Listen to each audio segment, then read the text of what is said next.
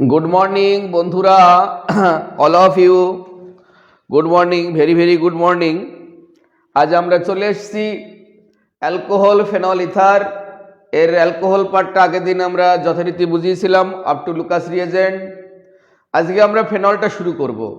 কোনো চ্যাপ্টার শুরু করতে গেলে প্রথমেই তার প্রিপারেশান কথাটা আমাদের নজরে পড়ে। আমরা ফেনল কিভাবে প্রিপারেশান করা যায় তার বিভিন্ন পদ্ধতি আমরা খাতার মধ্যে প্রথমেই লিখব। একদম প্রথমে যদি বলতে হয় আমাদের মনে পড়ে ডাউ প্রসেসের কথা। ডাউ প্রসেস আমরা পড়ে এসেছিলাম হ্যালো অ্যালকেন হ্যালো অ্যারেন চ্যাপ্টারে। ডাউ পদ্ধতিতে কি ছিল? ক্লোরোবেনজিন থেকে ফেনল।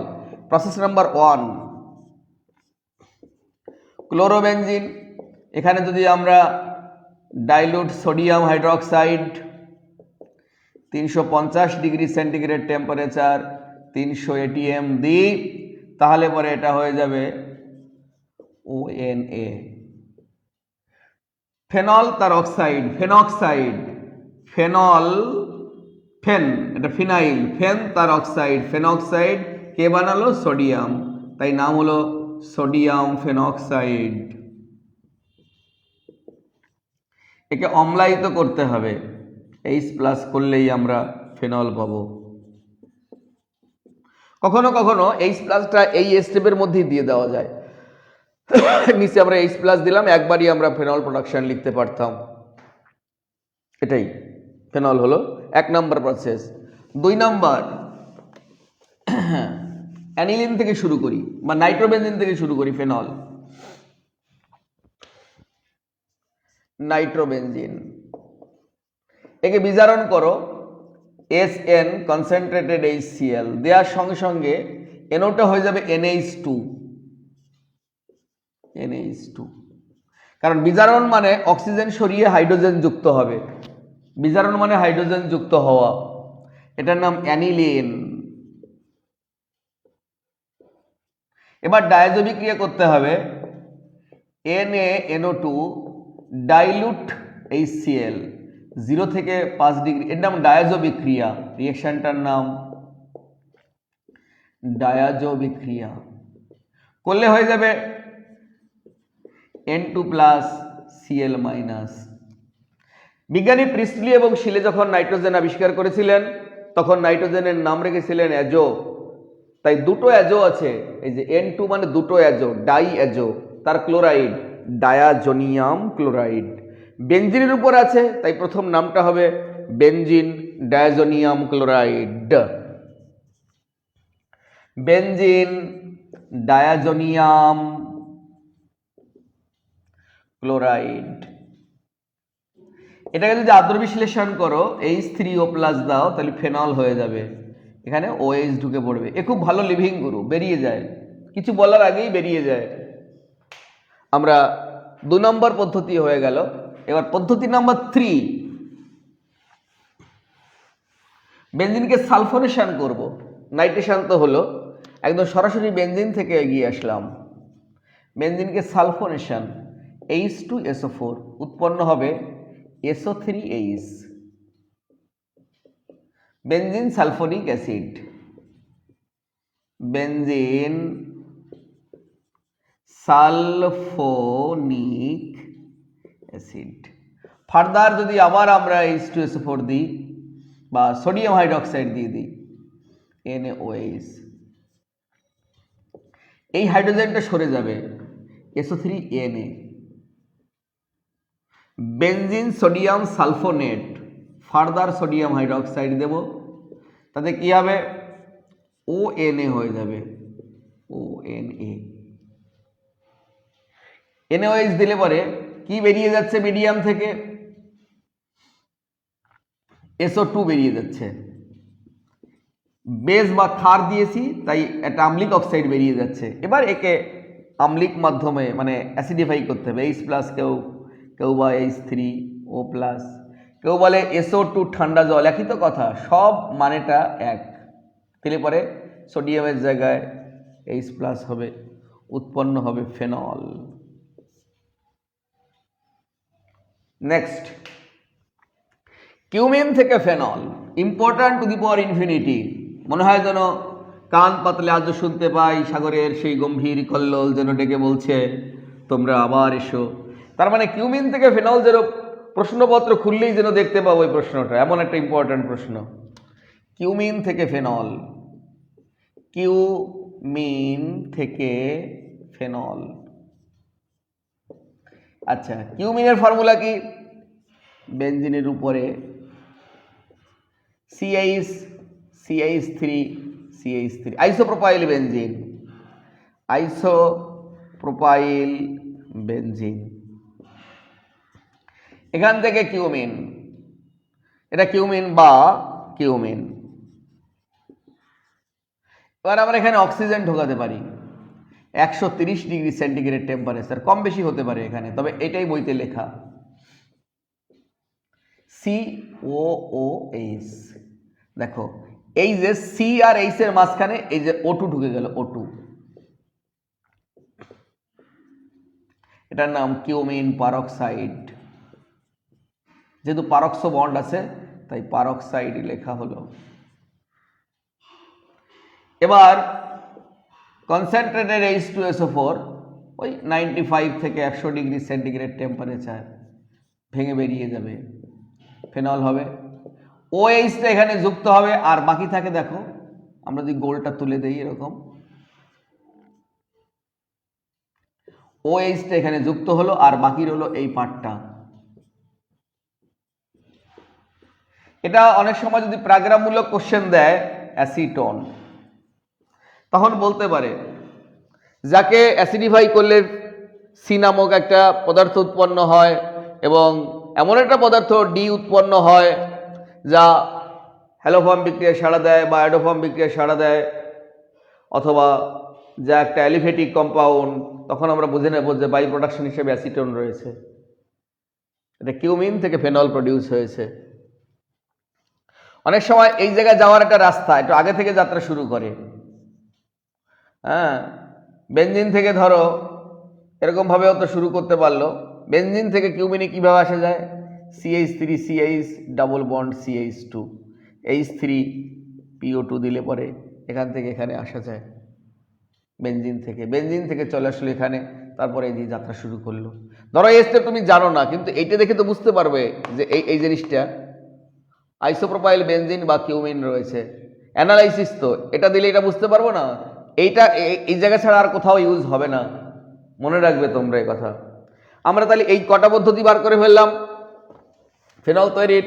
4খানা পদ্ধতি তোমাদেরকে শিখিয়ে দিলাম। 4টে পদ্ধতি থাকলে অনেকটাই, আরো জানার তো শেষ নেই, আরো তো অনেক আছে। এইবার এখান থেকে 3টে এদের খুব কাছাকাছি রিয়াকশন। একটা হচ্ছে কোলব স্মিথ, কোলব স্মিথ বিক্রিয়া, আর আছে রাইমার টাইমান বিক্রিয়া, টাইম্যান বিক্রিয়া, আর হচ্ছে রাইমার টাইমান বিক্রিয়ার অনুসিদ্ধান্ত। রাইমার টাইম্যান বিক্রিয়ার অনুসিদ্ধান্ত। এই 3টের মধ্যে কোশ্চেন পেপার একটা সাধারণত দেবে। এখানে কোলব স্মিথ বিক্রিয়া শুরু হবে ONA থেকে, রাইমার টাইম্যান বিক্রিয়া শুরু হবে ফেনল থেকে, অনুসিদ্ধান্ত বিক্রিয়া শুরু হবে ফেনল থেকে। প্রথম স্টেপে কোলব স্মিথে দেবো আমরা কার্বন ডাই অক্সাইড, 4 থেকে 7 ATM চাপ, আর 130 থেকে 170 ডিগ্রি সেন্টিগ্রেড টেম্পারেচার দিলে পরে এই CO2 যুক্ত হয়ে যাবে। আমরা যে কোনো দুটো পজিশনে যুক্ত করব, হয় এই দুটোতে লিখবো, নালে এই দুটোতে, নালে এই দুটোতে। একটা যখন থাকে তখন সে অর্থপ্যারা কিছু হয় না, সব পজিশনই আইডেন্টিক্যাল। আচ্ছা, আমরা পাশাপাশি লিখবো, আমরা ডান হাতে লিখছি, এটা OH, এটা COONA। দেখো COO, এই সোডিয়ামটা এখানে চলে এসছে, তাহলে এই হাইড্রোজেনটা পেল কোথায়? এই পজিশন থেকে যখন COONA ঢুকলো, এখানে একটা হাইড্রোজেন ছিল, হাইড্রোজেন না বেরিয়ে COONA ঢুকতে পারেনি, সেই হাইড্রোজেনটা ওখানে চলে গেছে। এবার অম্লায়িত করো, H+ করো, অম্লায়িত করলেই তো তোমাকে কি হয়ে যাবে?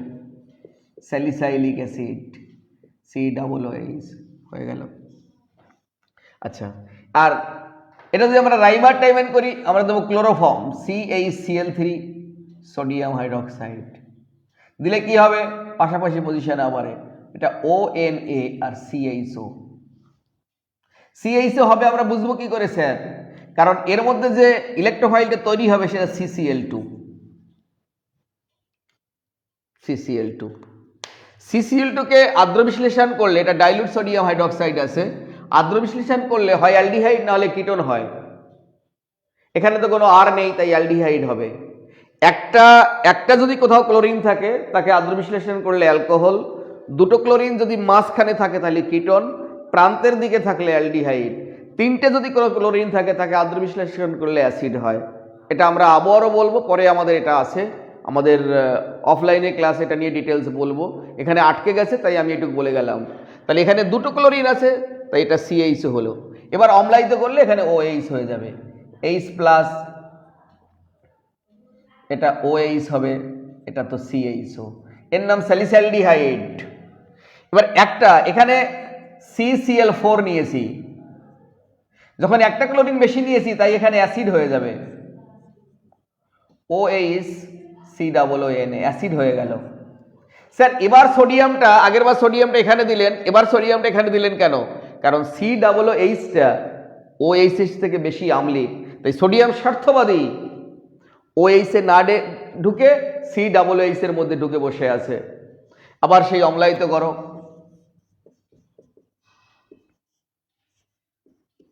এটা OH হবে, এটা COOH হয়ে যাবে। তার মানে কোলব স্পিডে যা হবে রাইমার টাইমের বিক্রিয়ার অনুসিদ্ধান্ত তাই হবে। CCl2 কথা আজীবন মনে রাখবে, রাইমার টাইমের বিক্রিয়ায় যে ইলেকট্রোফাইলটা উৎপন্ন হয়েছিল তার সংকেত কি বা নাম কি, কার্বন ডাইক্লোরাইড, CCl2 হবে, সংকেত দিলে CCl2। যদি এখানে কোনো পজিটিভ সাইন নেই, ওর অক্টেট ফুলফিল হয়নি তাই ও ইলেকট্রোফাইল হবে। MCQতে খুব ইম্পর্ট্যান্ট প্রশ্ন CCl2, অনেকবার আমি দেখতে পেয়েছি, তাই দেখে আমরা ইম্পর্ট্যান্ট বলি। ইম্পর্ট্যান্ট এটাই ডেফিনেশন, যে কোশ্চেনগুলো বিগত দিনে পরীক্ষার হলে এসেছে সেইগুলোকে বলে ইম্পর্ট্যান্ট। আর এছাড়া মাস্টারদের পছন্দের কিছু কোশ্চেন আছে, বিশেষ ভালো লাগার সন্ধিক্ষণ যেখানে খুঁজে পায় তাকে আমরা ইম্পর্ট্যান্ট বলি। ইম্পর্ট্যান্ট দুইভাবে বিচার্য বিষয় হয়। আচ্ছা, আজকে আমরা এইবার ফেনলের আরও যে রিয়েকশনগুলো আছে সেখানে ঢুকে যাচ্ছি একটু। তার মধ্যে দীর্ঘদিন ফেনলকে রেখে দিলে ওটা বাদামি বর্ণের হয়ে যায় কেন? ফেনল যখনই বায়ুস্থিত অক্সিজেনের সঙ্গে রিয়াকশন করে দীর্ঘদিন, টেম্পারেচার থাকে, তখন হয়ে যায় প্যারাবেনজোকুইনন। এটার নাম হলো প্যারাবেনজোকুইনন। উজ্জ্বল হলুদ বর্ণ। এটা অবিকৃত ফেনলের সাথে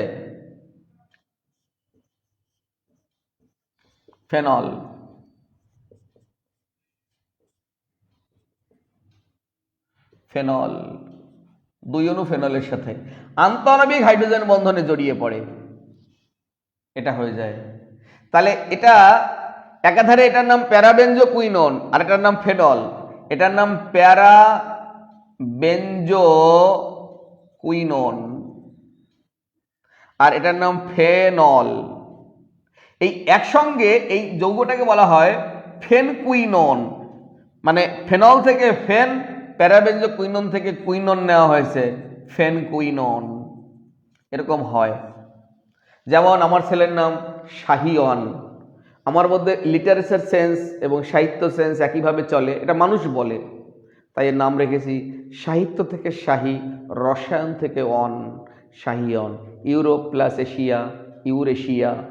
ফেনল প্লাস প্যারাবেনজোকুইনন, ফেনকুইনন। এই ব্রিজিং এগুলো কেমিস্ট্রিতে খুব দেখা যায়, তাই এরকম একটা ঘটনার সাক্ষী হয়ে থেকে গেলাম জগৎ সংসারে। আচ্ছা চলো, এইবার আমরা ফেনলকে কি করে সে শনাক্তকরণ করব। ফেনলকে আমরা ফেরিক ক্লোরাইড টেস্ট দিয়ে, ওটা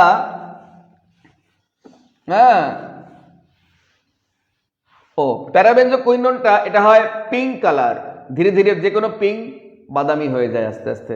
একটা পিঙ্ক কালার জামা কিনে দেখো, ফেড হয়ে বিক্ষিপ্ত সূর্যালোকের আস্তে আস্তে আস্তে আস্তে ফেড হয়ে বাদামি বর্ণের হয়ে যায়। আচ্ছা, এবার আমরা ফেরিক ক্লোরাইড টেস্ট, FeCl3। তাহলে আমরা কি করব, ফেনল ফেনল নেব, সঙ্গে ফেরিক ক্লোরাইড। আচ্ছা, কি প্রডিউস হতে পারে দেখে আসি। এটা অ্যাসিডিক হাইড্রোজেন, এই হাইড্রোজেনটাকে আয়রন রিপ্লেসমেন্ট করবে। তাহলে এটাকে আগে লিখি ও হোল 6 Fe, বা এফিটা শুরুতে লিখতে পারতাম। হ্যাঁ,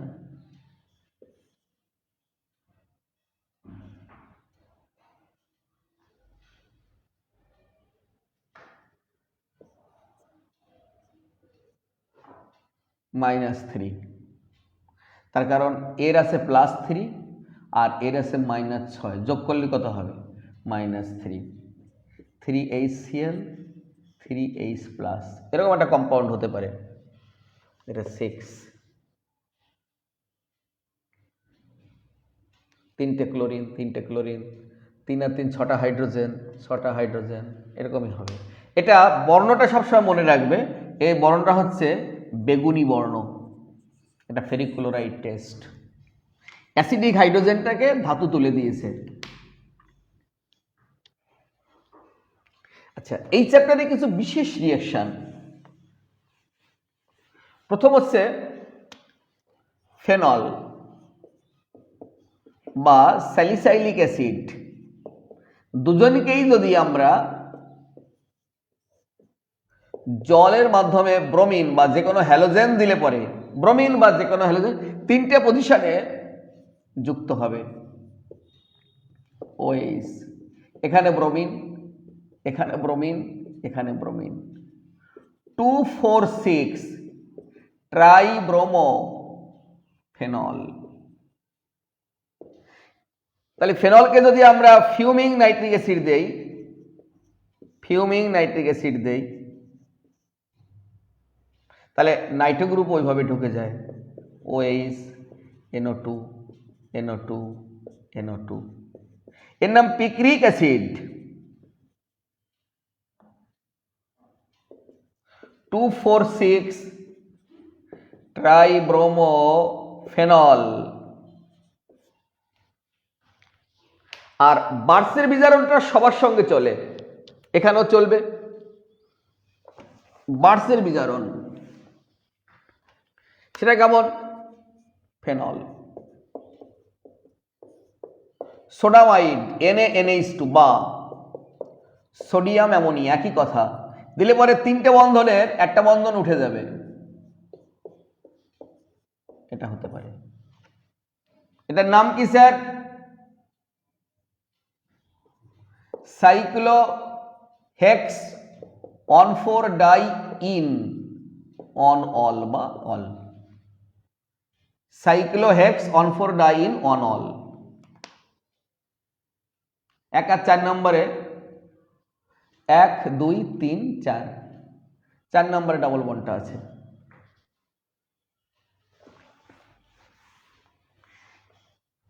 এর থেকে এর মধ্যে যদি তুমি CH3 ঢোকাতে চাও, তাহলে অ্যানহাইড্রাস CH3Cl, অ্যানহাইড্রাস AlCl3 আর CH3Cl। এই রিঅ্যাকশনটার নাম হচ্ছে ফ্রিডেল ক্রাফট বিক্রিয়া। ফ্রিডেল ক্রাফট বিক্রিয়া দিলে পরে OH অর্থ পজিশনে CH3 ঢুকবে, এর নাম প্যারাক্রেসল।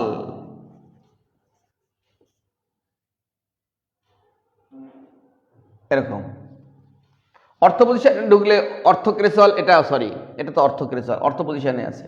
এখানে CH3 ঢুকলে প্যারাক্রেসল হতো।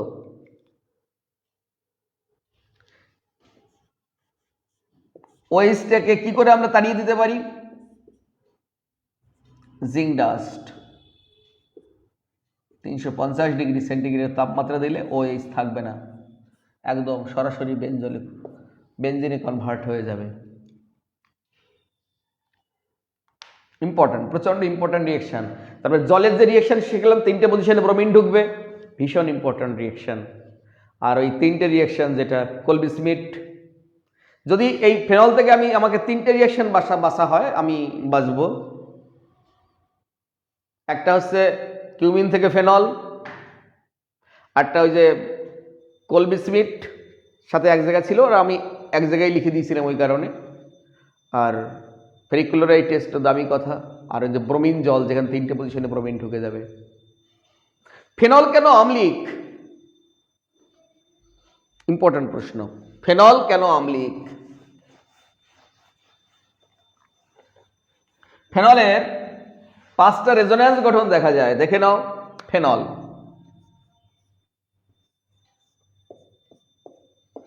OH 2 3 4 5 6, এ এখানে চলে আসে, এই বন্ডটা এখানে আসে, এই লোন প্যাডটা প্রথমে এখানে আসে, তখন এই বন্ডটা খুলে যায়। একটা নতুন বন্ড অ্যাডিং হলে একটা পুরনো বন্ড খুলে যাবে। অর্গানিক মানে 4-এর খেলা, নাহলে 4 থাকবে না, এরকম হবে। এটা একটা আনবিটেন রয়েছে, এখানে ডাবল বন্ড আসলো OH, তাহলে যেখানে ডাবল বন্ড পড়ে গেল অক্সিজেন, সেখানে পজিটিভ চার্জ, আর এখানে আসলো নেগেটিভ চার্জ সাথে লোন পেয়ারটা। এটা কন্টিনিউয়াসলি ঘুরতে থাকে, এটা এখানে যায়, এটা এখানে একদম এখানে চলে আসে, তাহলে এখানে একটা নতুন বন্ড অ্যাডিং হয়। আর এরকম হয়, লোন পেয়ারটা দেখাতেও পারো নাও পারো, কিন্তু আছে। আবার এরা এখানে চলে আসে, এই বন্ডটা মাথায় চলে যায়, এখানে বন্ড হলো, এখানে চলে গেল। এটা আনবিটেন রয়েছে, দিতেও পারো নাও পারো।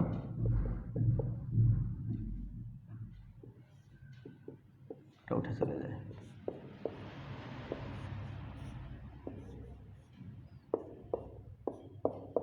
সেই বন্ড সেখানে নেই।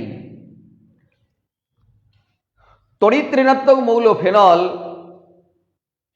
তড়িৎ ঋণাত্মক মৌল ফেনল নয়, অক্সিজেন পজিটিভ চার্জ বেয়ার করছে। উচিত হচ্ছে পজিটিভ মৌল পজিটিভ চার্জ বেয়ার করবে, নেগেটিভ মৌল পজিটিভ চার্জ বেয়ার করা এটা অন্যায়, ভালো জিনিস না, এনার্জেটিক্যালি ডিসফেভারেবল। তাই ফেনল রাগে, ক্ষোভে, দুঃখে তার H+ আয়ন দান করে দিয়ে ফেনক্সাইড আয়নে কনভার্ট হয়।